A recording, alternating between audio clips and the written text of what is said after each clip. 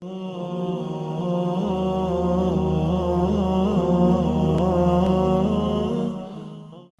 اللہ الرحمن الرحیم، اللہم صلی علی سیدنا محمد وعلی آل سیدنا محمد وبارک وسلم۔ اگلے سیگمنٹ کے ساتھ حاضر ہیں سیرت کے سلسلے میں۔ ہم نے وہاں تک کور کیا تھا کہ آپ صلی اللہ علیہ وسلم واپس اپنی والدہ کے پاس آ جاتے ہیں مکے میں، اور یہ تقریباً آپ کی عمر 5 سال سے کچھ زیادہ کی۔ اس کے بعد چند ماہ ہیں جو آپ نے اپنی والدہ کے ساتھ گزارے ہیں۔ پھر اس کے بعد وہ قصد کرتی ہیں مدینے کا۔ ارادہ یہ ہے کہ اپنے شوہر کی قبر پہ جاؤں گی، وہاں کے کچھ ان کے رشتہ دار تھے، غالباً ان سے ملنے کا ارادہ۔ آپ صلی اللہ علیہ وسلم کو لے کے اور ام ایمن جو ان کی خادمہ تھی ان کو لے کے وہ گئی ہیں، اور پھر ان کا وہاں سے واپسی میں راستے میں انتقال ہو گیا ہے۔ اور اس انتقال کے بعد ام ایمن آپ صلی اللہ علیہ وسلم کو لے کر وہ آئی ہیں مکے، اور پھر وہاں سے آپ کی جو کفالت، آپ کی پرورش کا انتظام جو ہے آپ کے دادا عبد المطلب نے سنبھالا۔ ان کے بارے میں ہم تھوڑا سا انٹروڈکشن پچھلے سیگمنٹس میں دیکھ چکے ہیں کہ وہ ابراہہ کے ساتھ جو معاملہ ہوا تھا اور کس قسم کی ان کی شخصیت تھی۔ تو انہوں نے اس میں تھوڑا سا پیچھے جا کے ہم دیکھ لیتے ہیں، وہ یہ کہ ہم کہہ رہے تھے کہ آپ صلی اللہ علیہ وسلم کی جو نسلیں ہیں پیچھے، ابراہیم علیہ السلام اور آگے تک، وہ سب کی اللہ تعالیٰ نے حفاظت کی، اور اس کا ذکر آپ صلی اللہ علیہ وسلم نے خود بھی کیا ہے احادیث کے اندر۔ تو جب عبد المطلب کے ہاں انہوں نے ایک منت مانی تھی کہ اگر مجھے اللہ تعالیٰ 10 بیٹے دے تو اس میں سے ایک میں اللہ تعالیٰ کی راہ میں قربان کر دوں گا۔ تو اللہ تعالیٰ نے ان کو 10 بیٹے دے دیے، اور ان بیٹوں میں عبداللہ بھی شامل تھے۔ تو اب یہ ہوا کہ جی اب میری تو منت ہے، ان 10 بچوں کے اندر سے انہوں نے قرعہ نکالا کہ بھئی کون سا بچہ ہے جس کو اللہ کے نام پہ ذبح کیا جائے گا۔ تو اس میں سے قرعہ جو ہے وہ عبداللہ کے نام نکلا۔ دوبارہ قرعہ نکالا گیا، پھر عبداللہ، 3 دفعہ ایسے ہی ہوا کہ عبداللہ کے نام نکلا۔ انہوں نے کہا اب تو یہ حکم ہے اللہ تعالیٰ کی طرف سے، اب تو میں نے اس کو ذبح کرنا ہی ہے۔ اب وہ اسے لے کے چلے تو ابو طالب جو آپ کے چچا ہیں اور عبداللہ کے بھائی تھے، انہوں نے کہا کہ بھئی ہم آپ کو ایسا نہیں کرنے دیں گے، یہ تو ایک غلط روایت ہے، آپ یہ قائم کر دیں گے تو اس کے بعد لوگ عرب میں آپ کی روایت کو لے کے یہی کام کیا کریں گے کہ اپنے بچوں کو ذبح کیا کریں گے منتیں مان کے۔ تو انہوں نے کہا کہ نہیں، اس کا کوئی حل، کوئی طریقہ تو نکالو۔ تو پھر وہ ایک کاہنہ کے پاس گئے، پھر اس کاہنہ نے یہ کہا کہ اچھا تم ایسے کرو کہ تم اس کی جو ہے وہ ایک طرف تم یہ قرعہ ڈالو کہ جی 10 اونٹ تم ذبح کرو گے اس کے نام پہ، اور ایک طرف اس کا نام ڈالو، اگر تو اس کا نام نکل گیا تو پھر اور اس کو بڑھا دینا، اور پھر قرعہ نکالنا۔ تو اس طرح وہ ایک سلسلہ چلتا گیا جب تک وہ 100 اونٹ تک پہنچا، تو اس وقت تک عبداللہ ہی کا نام نکلتا تھا۔ پھر 100 اونٹ پہنچنے کے بعد اس وقت تک اونٹوں کے ذبح کرنے کے حق میں قرعہ نکلا، اور انہوں نے 100 اونٹ ذبح کرا کے، اور وہ اللہ تعالیٰ نے یہ سارا کام کروانا تھا کیونکہ ان کے اسی نسل سے آپ صلی اللہ علیہ وسلم کو پیدا ہونا تھا، تو ان کے والد کو اس طرح سیف کیا۔ اب رسول اللہ صلی اللہ علیہ وسلم کو کس طرح سیف کیا، ان کی زندگی میں تو کئی ایسے مواقع ہیں، لیکن ہم یہاں پہ اس وقت اس کا ذکر نہیں کرتے، آگے ہم دیکھیں گے جیسے ہم چیزیں بڑھتے چلے جائیں گے۔ لیکن ہم اس وقت جو چیز دیکھ رہے ہیں وہ یہ کہ عبد المطلب آپ صلی اللہ علیہ وسلم کی پرورش کر رہے ہیں، اور ان کی پرورش میں وہ 2 سال رہتے ہیں۔ جب 8 سال کی عمر کو ہوتے ہیں تو عبد المطلب کا بھی انتقال ہو جاتا ہے۔ وہ آپ سے بہت محبت کیا کرتے تھے، اپنے پاس بٹھا لیتے تھے،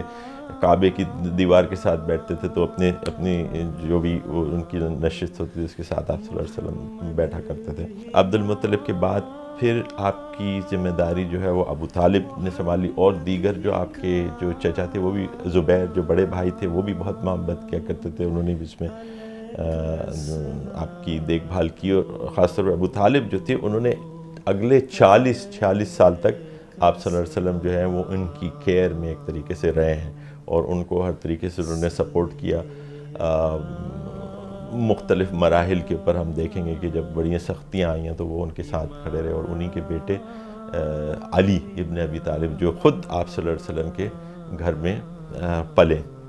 چھوٹے پن سے وہ ان کے ساتھ رہا کرتے تھے۔ شروع میں آپ صلی اللہ علیہ وسلم ان کے والد کے ساتھ رہتے تھے، پھر شادی ہو گئی تو آپ کا اپنا گھر ہو گیا، پھر علی ان کے ساتھ رہے۔ لیکن یہاں ہم اس سیگمنٹ میں وہاں وہ بات کرتے ہیں جس کا ہم کافی دیر سے ذکر کرتے رہے ہیں کہ اللہ تعالیٰ نے اپنے انبیاء کی حفاظت کی ہے، عصمت الانبیاء، کہ انبیاء کو کیونکہ ان سے اتنا بڑا کام لینا ہے، ان کو ایک ایز اے ماڈل دنیا کے سامنے پیش کرنا ہے، تو ان کی کیریکٹر میں کوئی کمزوری یہ نہیں رہنے دی اللہ تعالیٰ نے۔ اور اس میں ہم یہ دیکھتے ہیں کہ آپ صلی اللہ علیہ وسلم نے کبھی بتوں کی عبادت نہیں کی، حالانکہ ایک ایسے معاشرے میں رہ رہے تھے جہاں بتوں کی عبادت ہر کوئی کیا کرتا، ان کے تو ان کے کر لینے میں بھی یعنی یہ عین ممکن تھا کہ وہ کر لیتے، لیکن ایسا انہوں نے کبھی نہیں کیا۔ حتیٰ یہ کہ انہوں نے خود نہیں کیا بلکہ اپنے غلام زید بتاتے ہیں کہ مجھے انہوں نے منع کیا، انہوں نے منع کیا کہ وہ جو کعبے کے اندر بت رکھے ہوئے تھے، ایک کا نام نائلہ تھا غالباً، اور ایک کوئی بت اور تھا، تو جب یہ لوگ طواف کرتے تو اس کو ہاتھ لگاتے تھے، جیسے بوسہ دیتے ہیں نا، کہ ہم بھی آج کل سجدے کر لیتے ہیں، بوسہ دے لیتے ہیں مختلف جگہوں پہ، تو اس زمان مطلب ہم سے مراد یہ کہ جو ضعیف العقیدہ لوگ ہوتے ہیں تو وہ بھی کر لیتے۔ آپ صلی اللہ علیہ وسلم منع فرمایا کہ اس کو ہاتھ نہیں لگانا، یعنی اس کو یہ ایک مشرکانہ رسم ہے، تو اس کو نہ صرف یہ کہ خود ایسا نہیں کیا بلکہ اپنی فیملی کو، اپنے آل و عیال کو بھی ایسا کرنے سے روک دیا۔ علی نے کبھی ورشپ نہیں کی، کبھی بتوں کو نہ پوجا، نہ ان کو ہاتھ لگایا، نہ ان کے نہ آپ صلی اللہ علیہ وسلم کبھی اس طرف راغب ہوئے۔ دوسرا یہ کہ جو دوسری برائیاں تھیں ان سے بھی آپ صلی اللہ علیہ وسلم کی حفاظت کی، اور دیگر جو انبیاء تھی ان کی بھی اسی طرح حفاظت کی اللہ تعالیٰ نے۔ جس طرح یوسف کا قصہ ہم نے دیکھا قرآن کے اندر کہ کیسے ان کو راغب کیا ایک عورت نے، اور پھر اس کے بعد کیسے اللہ تعالیٰ نے اپنی برہان ان کو دکھائی۔ اللہ تعالیٰ قرآن میں کہتا ہے سورہ یوسف میں کہ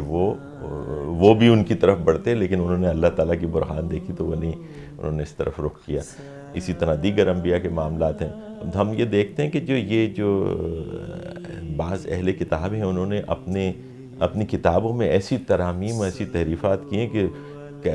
جو سمجھیں کہ جو انبیاء اور رسول ہیں ان کا کیریکٹر اسیسینیشن کیا ہے، ان کے بارے میں ایسے ایسے قصے اس میں شامل کیے ہیں۔ ایک شیخ احمد دیدات یہ ایک دفعہ ایک لیکچر میں بتا رہے تھے کہ ساؤتھ افریقہ کے اندر ایک صاحب نے ایک دفعہ کچھ چیز ایک پوسٹر سا بنا کے لگا دیا تو ان پر فحش نگاری کا مقدمہ بن گیا۔ بعد میں انہوں نے مقدمے کے دوران یہ بات بتائی کہ یہ تو بائبل سے میں نے نکالا ہے، اور اب اس سے آپ اندازہ کر سکتے ہیں کہ یہ اس قسم کی چیزیں جو آپ آپس میں ایک دوسرے کے ساتھ شیئر کرتے ہوئے شرمائیں، وہ انہوں نے پیغمبروں کے ساتھ ایٹریبیوٹ کر دی ہیں، اعوذ باللہ۔ بہرحال ہمارا یہ عقیدہ ہے کہ پیغمبروں کو، ان کی عصمت کو اللہ تعالیٰ نے پروٹیکٹ کیا۔ ہم یہ دیکھتے ہیں کہ آپ صلی اللہ علیہ وسلم کے معاملے میں بھی ایسے ہی، اور دیگر انبیاء اور رسول کے معاملے میں بھی بالکل ایسے ہی رہا ہوگا۔ ایک واقعہ دیکھ لیتے ہیں کہ جب آپ صلی اللہ علیہ وسلم جو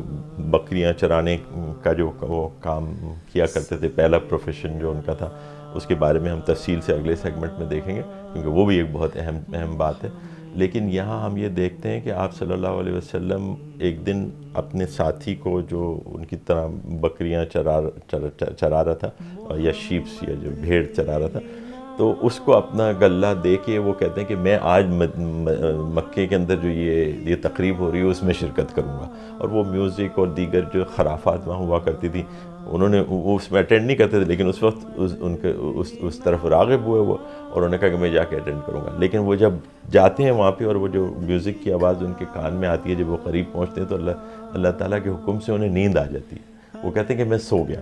اور جب میں اٹھا ہوں وہ وقت تھا جب سورج کی روشنی مجھ پہ پڑی، اس کی تپش سے میری آنکھ کھلی، تو وہ ساری رات جو پارٹی وہاں پہ ہوتی رہی، جو خرافات ہوتے اس میں صلی اللہ علیہ وسلم بالکل انوالو نہیں ہوئے۔ اللہ تعالیٰ نے اس طرح رسول اللہ صلی اللہ علیہ وسلم کی حفاظت فرمائی، عقائد کے معاملے میں بھی، عبادات کے معاملے میں بھی، اور دیگر دنیاوی معاملات میں بھی۔ اب اگلے سیگمنٹ میں انشاءاللہ ہم یہ دیکھ لیں گے خاص طور پہ بکری چرانے کے حوالے سے اس کی کیا اہمیت ہے پروفیٹک لائف میں یا نبی کی زندگی میں۔ اقول قولی ھذا واستغفر اللہ لی ولکم ولسائر المؤمنین والمؤمنات۔